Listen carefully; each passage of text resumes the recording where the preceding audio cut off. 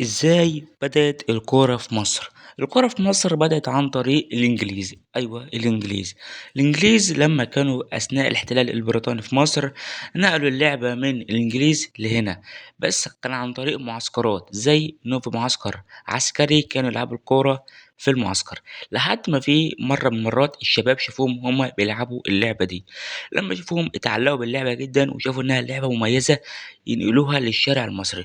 وبالفعل نقلوا اللعبة دي للشارع والأحياء لحد ما اللعبة دي بقت عالمية ومشهورة في كل أحياء مصر، لحد ما تشكل أول فريق مصري في عام 1895 على طريق محمد أفندي ناشد، ولعب الفريق ده مباراة ضد الجيش البريطاني علشان يتأسس الاتحاد المصري لكرة القدم في 3 ديسمبر عام 1921.